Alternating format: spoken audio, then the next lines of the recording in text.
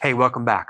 Now, in my last live show, I found out that there is a bit of confusion in a certain area related to inflammation, insulin resistance, and just being overweight. So I'm going to clear that up with this short video here.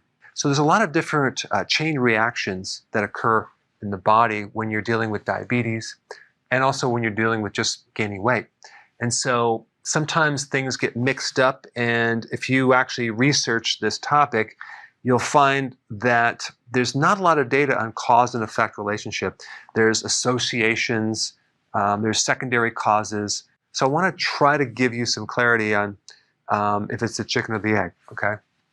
All right, so inflammation does contribute to insulin resistance, which then causes diabetes, which is high levels of glucose in the blood. Okay, so that's true. And it's also true that the more fat you have in your body, the more inflammation you're going to have, which then can contribute to this.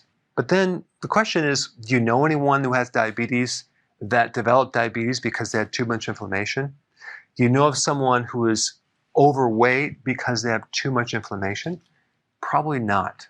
So inflammation in general contributes to this, and it might worsen diabetes, and it could actually slow down your ability to lose weight if you're stuck in some plateau.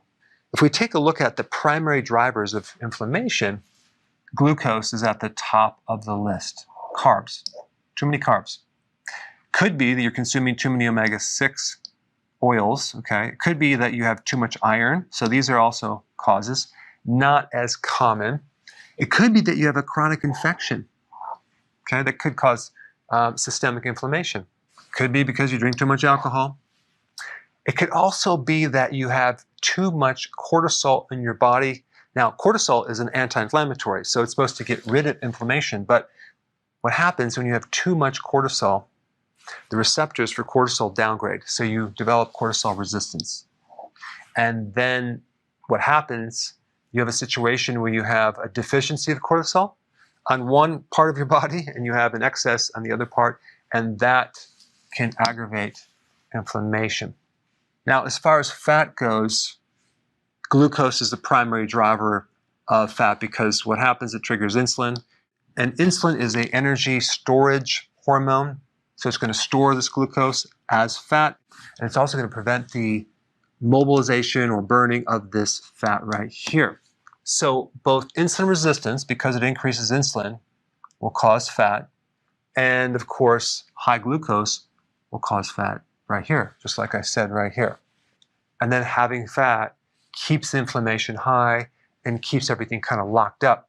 And so when I asked the question, what is the primary way that you get into ketosis, which is fat burning, not everyone said decrease carbs. Some people said, take ketones, which is not going to help you lose weight because taking ketones is not going to turn your fat into more ketones. It's going to give you more ketones as energy, and you'll feel a little bit better, but it's not going to actually help you lose weight at all. So the two things that cause you to get into ketosis are, number one, drop your carbs, lower your carbs, and decrease the frequency of eating. That's what causes ketosis.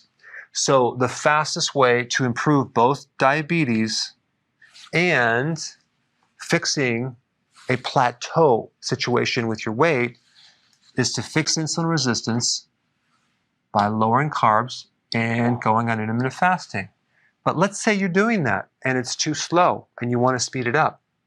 Well, you can do things to drop inflammation by lowering your stress, reducing your alcohol, reducing the omega-6 fatty acids, very important, making sure that you're not taking too much iron, and also handling a hidden infection that could be blocking the whole thing. Oregano oil, clove, garlic are really, really important. Some people might have Epstein-Barr virus, or they might have some type of infection that is just keeping everything locked up. So by completely getting rid of inflammation in the body, as well as getting on keto and intermittent fasting, you can rapidly improve not just diabetes, but you can bust through a plateau with your weight because you are improving insulin resistance. So anyway, I hope this kind of clarified some things, and for most people you already know this data, but for those of you who don't, it's important to get the facts. Thanks for watching.